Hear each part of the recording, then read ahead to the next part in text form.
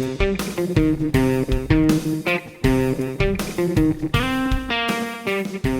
everyone, this is Andy on the Coach Carroll team. Welcome to the Sales Factory. On this episode, you will hear from Coach Carroll and Jersey Josh. Now, this audio was actually recorded on his podcast, but we thought we'd bring it to you here on the Sales Factory as well. Hope you enjoy. I am sitting with my buddy, Mr. DJ. What's going on, man? Do I call you Coach Carroll? Is that absolutely, bro? Is that what absolutely? Is that law, right? What's going on, man? Hey, so for everybody out there, everybody knows you anyway, but tell everybody what you're doing, like what you're into now, kind of like where you're at. Tell about yourself. Yeah, man. So thanks for having me on. Appreciate it. I love that we can both go by our affiliates. Maybe we can rob a bank after this. Jersey and Coach Carroll go to the bank. Right. I appreciate you having me on. Yeah, man, just a long-time hustler, first-time listener and caller. I'm excited to be on the show. Hopefully we can bring some information to the listeners, and for all of you out there that are listening, appreciate you tuning in.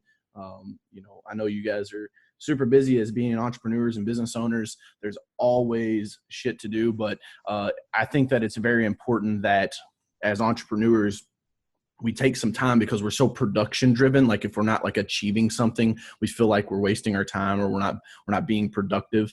But it's very important to kind of recharge and cool down. I had a coach tell me one time, he said, DJ, you're like a racehorse, and you can't just run a race your entire life. Like the horse eventually comes off the track, has to cool down, go through some rehab. And so I think things like this is very important for entrepreneurs because it kind of gives you a different perspective. And I love it because I get to bring some value to the listeners. But yeah, I mean, for those of you that are listening or watching, I guess on YouTube that don't know me, you can find all of my stuff on social media, whatever your favorite platform is, just hashtag Coach Carroll, 2 R's, 2 L's. And started my first business out of high school and turned down several football scholarships, decided that I wasn't going to go that traditional route. Long story short, started with $300, Walmart weed eater and a Walmart push mower, and I was in business. A lot of trials and tribulations, grew that business to a little over $3 million in revenue, have done over a dozen merger and acquisition deals since then. That was 2007. And I'm a hustler at heart and love anybody that wants to take that risk to be an entrepreneur because it's a good fucking time to do it right now because the economy's strong. I really think it's not going to go anywhere in the next foreseeable future. I think we're about to roll through the 1920s again, which was like kind of the age of proprietorship and being that owner operator. Man, I'm just excited to be here and kick it with you for a little while and hopefully drop some knowledge. Nice. And tell everybody, so you have a podcast also. Yeah. What's the name of your podcast? How do they find that? So the Sales Factory podcast, you can pretty much get it anywhere that podcasts are out there. Obviously, I try to push people to iTunes because iPhone users spend about 30% more than Android users do when they buy online. So, I'm more of an iTunes guy. But you guys can find it on anywhere, any of the outlets. And then, again, social media on YouTube. I put a ton of content out there. It's called the Sales Factory. And it's really focused around sales because I quickly learned that you could have the best mower, the best weed eater, the best squeegee, the best whatever gizmo gadget you want to have.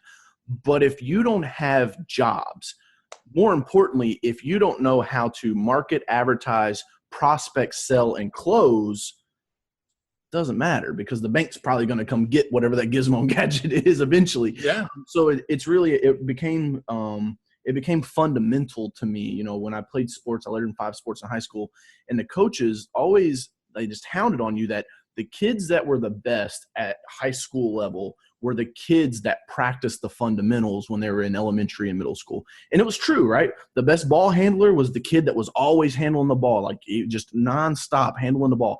And so what I realized, I took a lot of the stuff I learned in sports and transcended that into business. Also maybe where the Coach Carroll thing came from, because I was just, I love being able to fire people up. There's a big stigma around like nobody wants to be a motivational speaker or inspirational speaker. I fucking love that. Like when somebody comes up to me and like, bro, you motivated me, I'm up 30%.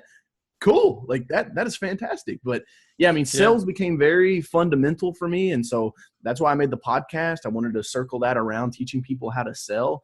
And, I really think in the contractor proprietor space where that technician mentality is really strong, you don't see that being taught, or they don't necessarily think it's important. And without sales, nothing else in business happens.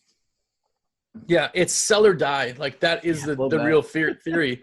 If you don't sell, you will eventually, even if you have 1,000 clients right now, next year you're going to have 900 clients. Like people will die and move and change you to somebody else, and they will go even if you're the best and most loved person, people still die. Like you're going to lose customers. And if you're not selling, or you don't know how to sell, not only are you not going to get to that point, which, by the way, if I know people who have bought businesses who are now doing 10% of what they did when they bought the business because they didn't quite grasp that side of it. It's like when you see a restaurant going out and the cooks buy the restaurant. Well, they know how to cook the food, but they don't know anything else about the restaurant. And the restaurant fails for a second time. Sales is the biggest part of business and that's why salespeople always get paid more in the companies. They're always the guys that are driving the Ferraris and the big, Fortune 500 companies, because they're the ones that bring in the money to make everybody else's job exist because of the sales that are brought in. Absolutely. Yeah. I'm in the middle of writing my second book called The Hunter Head Game. And it really, my first book, Phenomenal Phone Calls, I wrote that because I really saw that entrepreneurs in the beginning, at least my perspective, right? Because I think we really need to kind of go back and realize there's two types of entrepreneurs. There's the entrepreneurs that start with, pardon my language, but their dick in their hand and that's it. Like they got zero money. And then you've got people that either have an uncle, a family business, something they kind of got a little bit of a leg up. And I'm not hating on either one of them. I just can identify with the guys that had nothing, because literally when I started my first business, I had $100 saved up. I borrowed $100 from my mom and $100 from my grandma. And like, that's how I started my business. And what happens is you have to play by a different set of rules when you start at that level versus when you kind of have that starting seed money or you're taking over an existing business. Yeah. And so I wrote Phenomenal Phone Calls because I've quickly found out like advertising's fantastic, right? Make the phone ring. And that's, you read all that online, how to get your phone ring. And like, well, what if you don't have money, bro? Like you can't, people are just going to make your phone ring for free. And so I said, all right, the only thing I can control is outbound activities. So I'm going to learn how to sell over the phone. And even to this day, the 3 biggest projects that we've ever done have came from me self-generating on a cold call.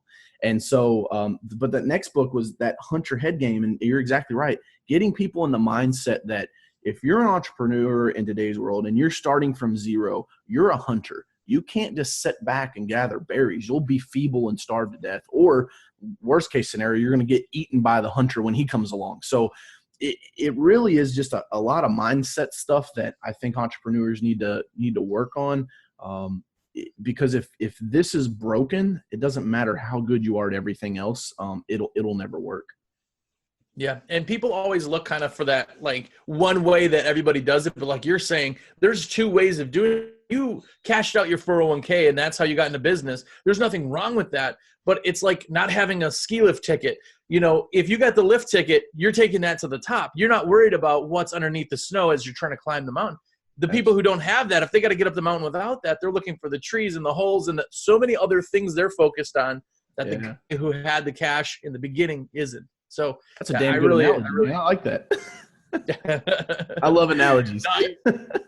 I know. I love poor analogies too when I say stuff, and I'm like, that was so stupid, but it sounded good in my head. No, they're good. I mean, it helps people. I like analogies because it helps people see things from a different perspective. Because a lot of times you'll explain something, people will be like, "Yeah, okay." You see them glazed over, and then it's like, "Oh, it's kind of like this," and you're like, "Oh, now I get it." Yeah, it's like use TV analogies too. You're like, oh, you remember that one time that so-and-so did this on the show? And then they're like, oh, yeah, because just like with their feelings of that event happening as opposed to trying to just figure stuff out. Mm-hmm. But yeah, man. Sales are huge. And I have a question for you now. We've done shows kind of on sales before. And this will be the best one. This will be the best one. It's already started off. I've never seen a tree that amazing anyway in the background. So I'm really that's all due to my girlfriend, bro. I okay. mean, I think it was the day. It might have actually been Halloween. She's like, "Can I put the tree up?" I mean, she's like a Christmas elf.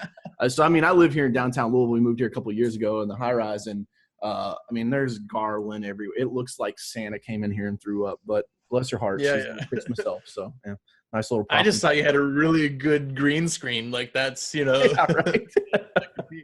Oh, this whole thing? Yeah, just no. But in sales, there's people always want to talk about like, what can I do to make the phone? What can I do to? But in learning anything system wise or business, you have to also know what the worst thing is, because you can stay farther away from that. But in your experience in sales in general and kind of everything you've done, what's the worst thing, or what's that one thing that doesn't sell? Like, what is the biggest turnoff for people to pull out their wallets? So, and this can be anything from kind of once you generate that call, right? Once like those that's kind of where I was going. Is in my mind, I'm like, all right, well, at what stage in the sales process are we at? Because there's certain things that will nuke a fucking deal. Something that'll nuke a deal in the beginning might not nuke it at the end, but nukes it at the end, doesn't nuke it at the beginning. Does that make sense? Let me kind of give you a couple. So the first one, if we're talking about cold calling, because like I'm talking about the guy that's dead broke, has no money to his names, I know it's window clean. Maybe you got a mop and a squeegee and like, bro, you're just trying to make some money, right? I don't like knocking doors because your time is valuable, and the span of distance that you can cover compared to me covering it on a phone call, right? Like if you're already hungry, just go another week of being hungry. I promise you'll find some way to get by, but spend that week solid booking up the next week on the phone. It'll make you a little more efficient. But so on that, the guy that gets on the phone and tries to make the sell on the phone, big no-no. And I talk about this in Phenomenal Phone Calls, is your goal and objective on a cold call is to sell nothing more than a face-to-face appointment. That's it. Yeah. If you're doing long-term sales, like in my ad tech company, Carroll Media, we're just calling to try to get a webinar or a WebEx meeting or a Zoom meeting, something like this, to where I can actually feel like I'm there with the person, right? So trying to go in and sell on the first call and selling out of desperation, huge no-no. So that's strike number one. In the middle of the sales process, over talking and going past, you've already made the sale, right? The customer is asking you buying questions. How much does it cost? When can you get us scheduled? What's the next availability? What colors does it come in? Things like those are buying questions. You've already gotten past that attention stage.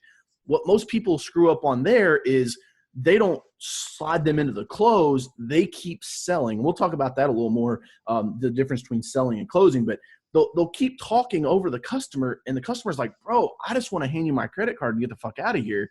And you just keep selling and selling and selling. So puking over it, that's strike number two, okay? And then the last one is not asking for the business. Huge mistake. And, this goes into an analogy, or not analogy, acronym that I call STUD, S-T-U-D. And if you're listening, write this down. So S stands for specific next step. T stands for takeaway. U stands for urgency. D stands for deadline. If you don't have all four of those inside of a sales pitch, we'll call it, I'm not going to say you're not going to make the sale, but the percentages are swinging away. And this is what I do when I coach clients or come in for consulting, is you have to understand that sales training is about increasing percentages. I always like to give the analogy of shooting free throws, right? There's nothing that the mechanics of a free throw, no one's going to show you something that like now you went from 30% to 100. No, like if you're at 60, your free throw coach is trying to get you to 70, because that could be the difference in going to a championship game or not going to a championship game. And so what I would say on that very last one is that specific next step. People don't push people into the close. They're just like, oh, here's my quote, and if you like it, give me a call and we'll see what we can do. Like, no, it's terrible. Yeah. You got to give them the solution. I don't even like calling it a quote. Give them that solution and then go straight in for it and say, look, does everything that we talked about today make sense? If they say yes, say, great, I got next Tuesday or next Thursday. Which one works better for you? You have to slide into that close. Those would be my three big ones kind of throughout the sales process. Yeah, I totally agree on the talking too much one to do. That's one of my favorite. Like, you could just F up a deal that way, because here's the thing. What people don't understand is they think that everything they're saying is catching on. But if you're talking about how cheap you are and they're talking about frequency and reliability, you're talking two different languages. But here's the other side of it. Do you feel that? Did you feel like when you're quiet, when no one's talking and you pause and things, it's just as powerful, because it gets your body, like, when you're uncomfortable, people talk. When you're confident and comfortable, you can pause. And that's what really is picked up with people. And if you can pause enough or just shut up, they're going to talk. You know, it's the same concept that once the information is given and they're to that point, it's just now decision time. Like, there's no other sales if it's already in their brain. So I love that. Love that. Love that. Stuff, yeah. I told you this is going to be the best sales podcast. I'm telling you, it is. It is, though. That I like figuring out the worst things to do just as much as the good things, because the good things may not work for everybody. Absolutely. And in every zone, in every area. But the bad things, those are bad to everybody. You know, if you go punch a client in the face, you're not going to get the job. Like, that's bad to everybody and across the board. That you can learn more from that and kind of work your way up. So I like that. When you make a phone call, you're not trying to close somebody, like you said. All you're trying to do is qualify a lead. All you're trying to do is take a cold call and make it lukewarm. All you're trying to do is, hey, would you give me the time of day? If they say yes, boom, next step. Like, people who rush sales will they'll get bad sales, because if somebody does close, they're in just as big as a rush and they're going to just drop you as quick as they picked you up. Like, you have to go through a process. The hardest thing is, like you said, when you're hungry, right? Like, you have, like, if you've ever gotten to that point of being so hungry that you would do anything, you would eat bark, you need it now, you need it. And that's where a lot of these guys, especially in the beginning, is the process feels like forever to create it. But like you said too, the fundamentals, you still have to go through the process and make those things, because that is the foundation for the rest of your company. If you started window cleaning or pressure washing or lawn care or anything, and you just started yesterday, you are hungry to pick up anything, and somebody says, hey, I need painting done, you're going to say, of course I can do that, because it's something and it's money, right? But that doesn't build the foundation. Like, this is the long haul. We're building empires here. You know, you have to Marty Grunder says you get to 1 million by saying yes to everyone. You get past 1 million by starting to say no. And that's that's the challenge, is when you're new into business, you kind of have to do whatever you can to stay above the water, so to speak. And I think that's why you see that Small Business Administration statistic that 90% of businesses fail in the first 5 years because of undercapitalization. That's it. Like, I mean, they just don't. It's not that they didn't work hard enough or that they didn't, have the skills or the ability or the wherewithal. It's the fact that they're just undercapitalized, man. I mean, it costs money. And this is what kills me about a seasonal business. And why, I went on to build other companies, and, now I'm up to about 74 rental units.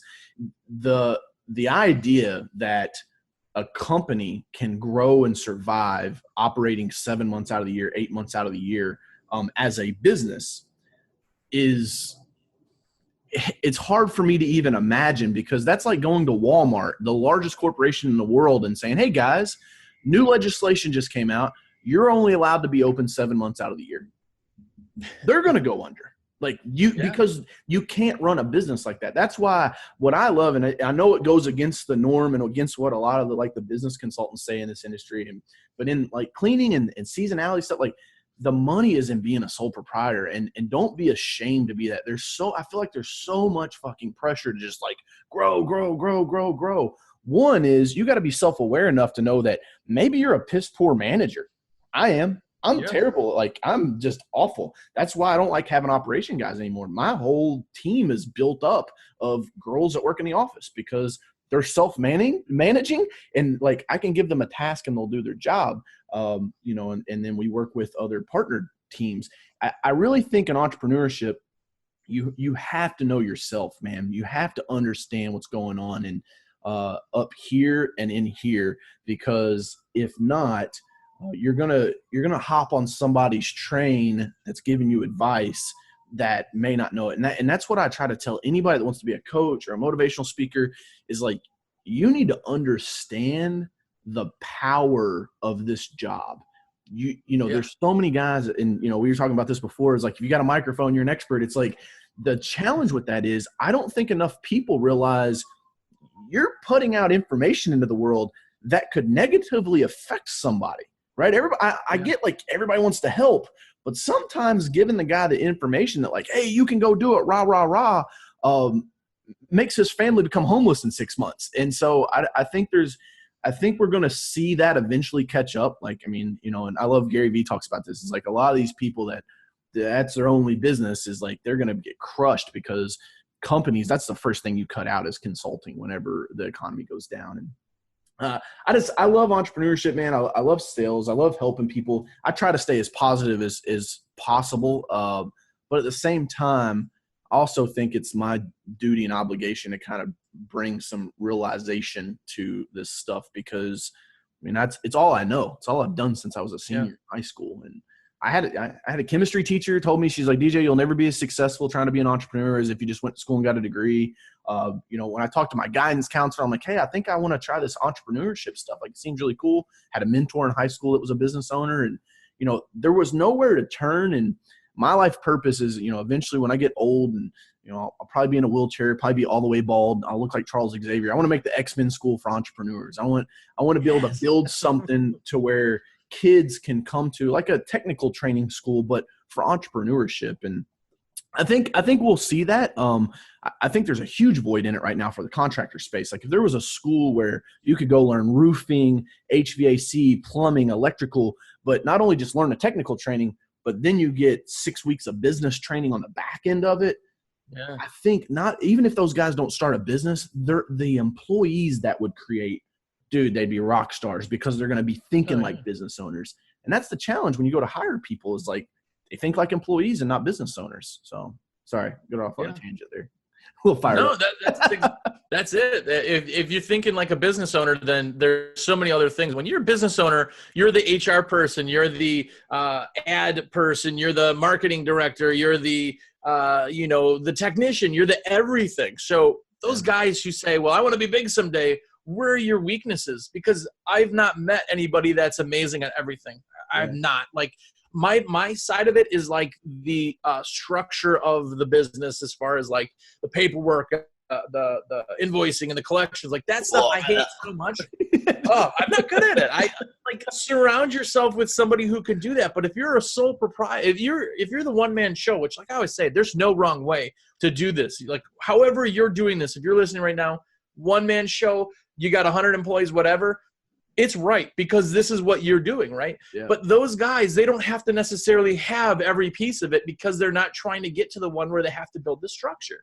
Yeah. So if you're building a structure, you have to have the cash flow to then hire an office person to do stuff you can't do or suck at. But now that office person isn't making you any money. So now you have to sell and make and produce so much more, because now you're paying 2 salaries. Like, absolutely, there's a ton of things, like you said, it just isn't out there where people can find out, all the benefits or I guess all the hardships that you have to go through, or the things you have to know. Yeah, that'd be amazing. If you could start an entrepreneur school that was just based on entrepreneur, like that like, my brain was like, whoa, like that was a whoa moment. That's the goal. And you guys can't see it. So like, I'm on the 25th floor here, and literally like diagonally across the block is a huge public library. And the front of it's like from like the 1800s. And then they added on a big expansion in the back. And I go out there and look at it all the time, and I'm like, that's it, man. That's the Entrepreneur Institute. Like, something that size, it could house people. And, I really – so you got me all fired up about it now. It's my idea is that you don't charge tuition, that it's only on an application basis. And what I really think is our creativity as humans, and it's kind of proven when you look at testosterone and how our hormones react, but men, especially between the ages of 16 to 25, we're our most driven and our most creative. And so I can even tell now, I'm 30, I don't have the juices flowing like I did at 22, 23. Fire doesn't burn the skin. And so for me, I think that if I could look across the nation and say, all right, your application isn't like what civic duties you did and what sports you played, because that's irrelevant. I want to know what your business plan is. And so we sort through, we pick the business plans. It's free to come. You get taught by other entrepreneurs. And then at the end of it, if you graduate at the top of your class, you get startup funding. And the cool thing I think that would be about that is that company that got startup funding goes on to make millions and millions of dollars 10 years later. Where are they going to get back to? They're going to get back to the Entrepreneur Institute that got them started. And that's, for me, that's where I want to kind of leave my legacy, is that, you know, I'd like to have that old statue out front that gets, you know, the pigeons shit on and stuff. And we got to hire a power washer to come in and clean it up. But it's, you know, that's something I think and I think about my life. It's like, I want to be remembered 200 years from now. And, you know, the cool thing is stuff like this, man. Like, what's going to be great is when you and I can look back on this podcast when we're 80 and be like, man, I remember that. Like, we'll probably like just be able to close our eyes and see it in our head or something by that time. But yeah, we'll be in a home I think entrepreneurs are, I mean, they're the people that move the world forward. They're the innovators. And without innovation, we don't grow. Really, it all stays the same. And I just love that it's all rooted in capitalism. I mean, people that say that like money doesn't matter and this, like, it does matter, because no matter what your feelings they're not business owners. It's right. I mean, they're clearly not business owners, but like, businesses are in business to make money. And I remember when I started watching Shark Tank, I used to think Kevin O'Leary was the biggest dick in the world. I couldn't stand him. Now he's like my favorite shark on there. Like, once I learned what perpetuity deals was, I was like, this guy's getting paid forever. You know, it's understanding the inner workings, understanding that capitalism is what runs the world, runs our country. And, you know, the cool thing about that is it gives equal opportunity to everyone. And I'm excited about that, because that gives me hope for the future. Yeah. Yeah. There's certain traits that entrepreneurs have that no one else has. Like, we all have ADD. That's just a fact. We're the only ones that can kind of take that and semi-form it into something awesome. You know what ADD is, Josh? ADD is what the people with slow minds call the people with fast minds. That's right. There you go. I like that. And the fire that younger people have, if you compare it all together, like, you know, a business owner, you've done these conventions, you've gone to conferences, you've done all that stuff. I can meet somebody, and in the first, 10 seconds of the conversation, I could tell this person will be an entrepreneur, and they'll be a successful entrepreneur. It's a thing that you have, and to be able to, a fire burns because of the fuel it's given. Like, you can continue to feed that to some of these people, and they could just take over the world. Every one of these, Kevin O'Leary started as a small business guy. I mean, I don't know his story, but I doubt that he just one day woke up and won the lottery and decided to be him. So, well, cool. When we're ready for donations, I'll be sure to reach out to you. There you go. I just want to see your statue when it's done. That's what I want to see. Right. We got to get back into sales, man, because these people are like, all right, cool. DB wants to build an institute. What the fuck's in it for me? Right. Okay, real quick, back kind of on that side of things, like, what are some buy? So we talked about the crappy, like, hey, this just killed the deal. Yep. What are some buy triggers? Like, what found of, like, in the psychological side of sales and everything, like, what is a buy trigger? Yeah, so I think it's really important that if you're listening to this, you understand that all buyers are not equal. William Marston, I don't know where, I've got his book back there. William Marston was kind of the foundational guy that created personality styles. That is what the whole DISC assessment is based on, is off of his research. The guy did 3 really, really cool things. He came up with personality styles, he created the polygraph test, and he created Wonder Woman, the cartoon character. So very interesting guy. And so I did a lot of study, and that's what I always try to do. When I want to learn about something, I go up and up and up and up and up, and I try to get to the very root of, like, where did all the information come from? And so William Marston basically says that if I know you better than you know me, I can control the conversation. If I know you better than you know yourself, I can control you. And so this gets into some ethical stuff with persuasion is, Jedi mind tricks. You got to use it for good, not bad. But what I would say is learning the 4 main personality styles, which, Sales Excellence University is kind of like my first stage of building that institute. I talk about this in there, and you have to understand that there's 4 main personality styles, and each of those personality styles want to be sold a different way, right? If you have the relationship person, they really kind of need to be coddled. It's a longer sales process. They're going to need you to actually push them over the cliff to make the purchase. versus like the type A director personality, don't give them a stack of paperwork. They don't want to read that, man. They want one sheet that shows exactly what it is, what's it do for them, and how much does it cost, and when do they get it. So understanding the type of personalities is very important, but the layer below that or above it, however you want to structure that, is having some type of a sales process. Because without having a methodical approach to the sales process, I mean, you're just shooting from the freaking hip. That's like Tom Brady trying to go in and play on Sundays. As much as I hate Tom Brady, trying to go in and play on Sundays, and him and Belichick being like, you know what? Screw it, man. We're not going to have a game plan this week. Like, let's just go see what happens. It's not going to work out. And so I've came up with the SOSC sales process. It stands for struggle, opportunity, solution, and close. And so with that inside of there, the first point of the sales process should always be discussing with the customer their struggles and let them talk, right? If you guys don't know this trick, guys, fellas, I'm talking to you right now. When your lady gets home from work, for the first 15 minutes, just shut up and ask her how her day was. And for 15 minutes, I mean, it's going to unravel. And you're going to look at your watch and be like, God, is this ever going to end? But I promise, after 15 minutes, it'll all be over and you're good. And like you got one check mark in the column, right? Gold star. Same thing with clients. When I talk to clients, I'm like, hey, what's really bothering you with your sales and marketing? If I'm talking to our State Farm agents that are clients, I say, where's your biggest challenge in where you're spending your advertising dollars right now? And they'll start spewing. When they stop talking, wait 3 seconds. It's that pause you were talking about, Josh. It's that when they finish giving you whatever they're puking out to you, say, 9 times out of 10, they'll start talking again. Because when they hear that, interesting, could you tell me a little more? Like, people love telling you their problems. And so what we do is in that struggle, we let them just get winded as hell. They're just giving us all these struggles that they're facing. Inside of there, we're taking notes, and then we move into the opportunity.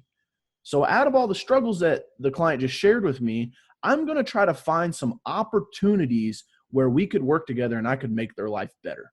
And we're going to discuss those opportunities and what those might look like and how those might feel and the experience that would bring and the results that it might drive. And I'm going to get their feedback. So now we're going to give and take. Then we're moving to where it's my time to shine. Now I have to pitch them on the solution. And it's like, look, Dick, out of everything that we've talked about, not like the guy's name's Dick, not call the client a Dick, but out of everything, we'll call him Bob. That's better.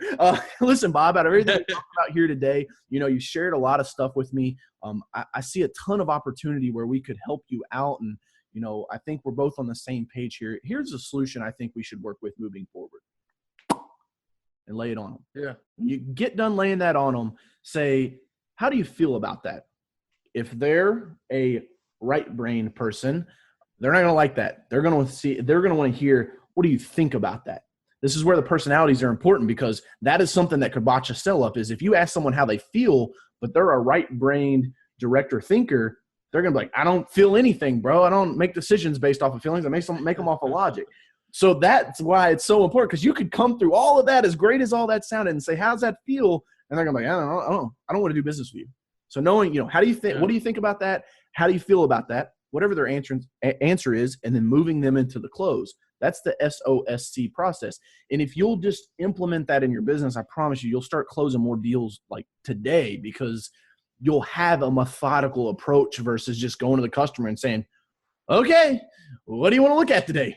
And just kind of fucking tossing it out there, giving them a price and saying, sayonara, hope you liked me better than anybody else you get a quote from. I try to sell, and I teach people to sell from the mindset that you're building lifelong relationships with clients. There shouldn't even be competition. There is nobody else. You're the best. They'd be crazy not to go with you. And if you don't have that enthusiasm and that confidence, you're done, man. Because the guy that does walk in wearing the suit, feeling like $1 million and he owns the world, and the customer would be crazy not to do business with him, he's going to take the bacon, because 90% of the time people buy on enthusiasm and then they support it with logic. They're like, wow, that guy was so amazing, so high energy. He just seems awesome. I trust him. And I mean, the quote makes sense. It does what we said it needs to do. It's within budget. Let's do business with him. And so that's hopefully that gave you a little bit of value there. Hopefully somebody took some notes on that one.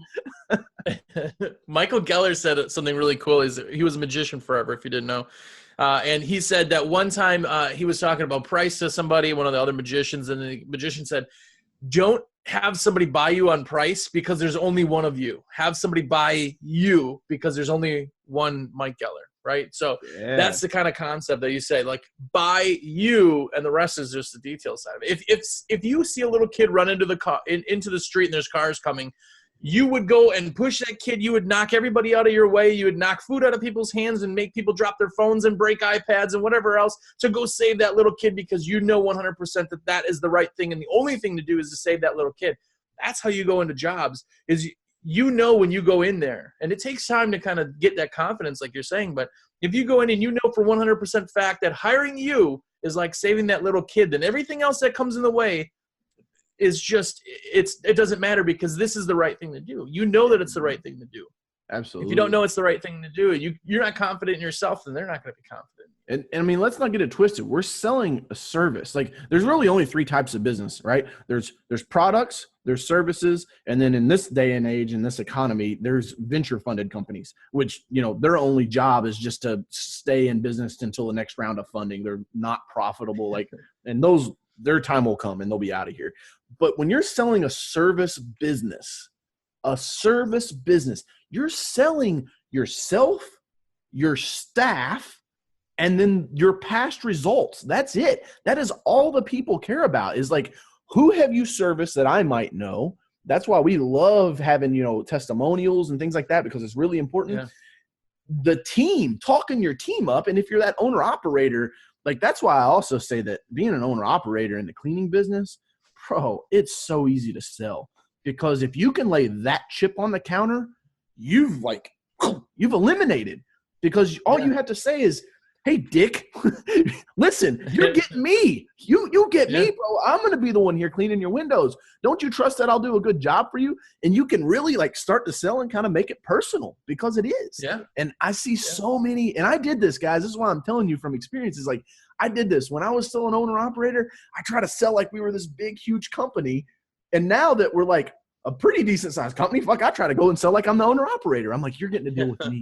In my certified pros, my team that I train personally, like, because you realize that big companies, man, their time has come and gone. That's why I think we're about to go through the 1920s. The 2020s are going to be the 1920s all over again. I'm going to love coming back and looking at this podcast in 2025 and be like, told you so, because it's just going to happen. There's more people with side hustles now than there's ever been. They work a 40-hour-a-week job, and they're selling Arbonne on the side. They're doing this, and they're doing makeup or Tupperware parties. And look, there's a lot of people that will hate on them because it's an MLM scheme, but that's only because there hasn't been legitimate side hustles that have provided those opportunities. When companies start realizing, and I'll give you guys a little insight, my office team works 3 days a week, Monday, Wednesday, Friday. That's it. I don't want them there 40 hours a week. When you're somewhere 40 hours a week, you start to hate your fucking job. When you're somewhere 5 days a week with the same people, you kind of start to butt heads. These people can't butt heads. See you on Monday. See you on Wednesday. See you on Friday. They're happy. I have the happiest staff I've ever had in the past 11 years of being an entrepreneur. I'm really kind of starting to dig in there, and I really think they're more efficient, because when they get there, they know it's time to perform. It's time to get it done. The fresh. I just think that we're about to go through the 1920s again, man. And if you're the person that has the balls to say, I'm going to go out and try to make it on my own, and you skill up, right? Because I can't like hammer on that enough. I had a coach when I played basketball in high school. I wasn't great by any means. I was really smart. Like, I graduated 3.75. So like, that's why I was on all these teams. I figured that out later on. But, you know, I asked Coach Jones. Coach Jones tells me, he's like, DJ, you just hustle and play harder and with more heart than anybody else on the team. And I look at Coach Jones. I said, why the fuck am I sitting on the bench? Because you don't have the skills. And I was like, whoa, okay, all right. So when I went into business, that's why I started learning sales. That's why I taught myself marketing and advertising, became a student, was because I realized that I can work really, really, really hard and have a lot of hustle, drive, and ambition. But if I don't have the skills, that whole what's the saying? Talent, hard work beats talent when talent doesn't work hard. It's complete bullshit. Like if a kid can shoot a 3 in your eye and cross you over, I don't give a fuck how hard you play. You're not beating him. And so, you know, that's kind of a misconstrued message that's put out there. And I think it's equally as important in business. You've got to skill up, but if you're willing to do it, man, life will give you whatever you put out into the universe and what you're willing to work for. Jim Rohn says this: life doesn't give us what we want. It gives us what we deserve. Yeah, that's crazy. I dig that. Like people, anytime somebody's like, oh, I'm having trouble. I can't figure marketing that works. I'm not able to sell. Go get a book. Go get a book on sales. Oh, no, it's not that. I'm really good. I'm really good at sales, but it's, well, you're not. Like, I'm sorry, but you're having problems doing. Learn. This is our college, right? We know what we're going to do for the rest of our lives, or at least the foreseeable future. Learn everything you can. Like, it's Absolutely. Not bad to go get everybody that I do interviews with too. You look in the very back and there's books every single time. Why is that? Like Jim Rohn said, all the information you could ever need in life has been written in all the books that you haven't read yet. Mm-hmm. And that's true. It's just the questions you ask. Absolutely. You know, I'm mildly dyslexic. That's like one of my downfalls is, you know, I actually just recorded a couple podcast episodes last night talking about, you know, not necessarily disabilities, but, you know, things that may put you at a disadvantage. And, you know, one of them is that I'm mildly dyslexic. I didn't know that in school. It wasn't until I got out of school that I realized why my reading comprehension skill was so low, why when I'm handwriting stuff, I switch letters, and when I'm reading, I switch words. It's just a different level of dyslexia. And so reading books was always very, very difficult for me because I would read a paragraph and I'm slow. Like Tori, my girlfriend, she could smoke a book, man. Like 2 days, she reads a whole book. I'm over here like the red fox. Like I read word for word. And so, you know, my disadvantage, I'm like, all right, well, this disability or disadvantage, how can I make that something positive for me? And that's when I found Audible and audiobooks and podcast. And the cool thing is my listening comprehension is super high. So I listen to audiobooks at like 1.5, 1.75. And people will get in the car with me and they're like, the fuck are you listening to, bro? And I'm like, it's Tim Ferriss. It's 4-hour work week. It's like my 7th time listening to it. I'm like, I can't understand anything he's saying. I was like, oh, it makes sense to me. I was like, whoa, right. Now I took my disadvantage and now it's an advantage because I can do that. So a lot of times I'll buy books and then I'll follow along in them and listen to the audiobook. So it's almost like they're reading to me. And I remember in school, the teachers used to always be like, DJ, why aren't you taking notes? I'm like, I don't need to take notes. I just need to listen to you talk. No, take notes. I'm like, all right, I'll take notes. And like, I never really had to study for tests and stuff. So I think that's another cool thing about entrepreneurship is there's no concrete way to do it. Everybody's life is different. Everybody has different advantages and different disadvantages. But I want you to know something, that where you're at right now doesn't determine where you go. It only determines where you start. And if you can believe in yourself when no one else was, like I had to look friends in the face. I had to look guidance counselors in the face. I had to look my teacher in the, like I was going to be a chemical engineer, man. I had scholarship offers. My chemistry teacher thought I was fucking crazy. And in my mind, I knew that I could do this. I'm like, if I can believe in myself when no one else will, that's all I need, because nobody can stop me at that point. And I've been doing it 11 years now. And I mean, I've had losses. I mean, 2 years ago, I lost $500,000 in real estate in a 6-figure business. So it doesn't come without setbacks. And I wish more guys that kind of have the microphone, right? The Garys and the Grants and Tony Robbins. Like I would love to know what 3 of Tony Robbins' biggest losses were in business. But I think those guys live in the generation ahead of us, and they're so torn up in their ego, they don't want to share it. But I know that on podcasts and things like this, if I can talk about my failures, my disadvantages, I know that you have things that are not going right in your life. I know you have things that, if you're listening right now, have set you back. And I want to be the one to tell you that no matter what that is, you can overcome it and move forward and chase your dreams. Yeah. Yeah. I dig it, man. If you're listening right now too and you haven't checked out Coach Carroll's podcasts, media, books, you've listed off so many things. If you haven't, hashtag Coach Carroll. That's why I started telling people, I'm like, what's your favorite platform? And they're like, Instagram. Great. Hashtag Coach Carroll. What's your favorite platform? LinkedIn. Hashtag Coach Carroll. Like, you'll find me because I'm kind of like, it's either going to be me or it's going to be Pete Carroll, the coach of the Seattle Seahawks. So and we're pretty distinguishable. So you'll know the difference. Nice. So check it all out. It's definitely worth it, man. I dig it. This is the longest podcast that we've done. So I could talk literally for another bunch of hours, but I'm not going to. Yeah. But anyway, if you're listening, you know what time. It's the end of the show. I'm going to give you your 5% code this week if you order your supplies through me. This week's 5% code is Coach. That's going to be the 5% key. All you got to do is call me 862-312-2026. Put your order in or text me, say, hey, man, everything's in my cart, and tell me the word Coach. You'll get 5% off your order. Whew. Well, thank you for your time.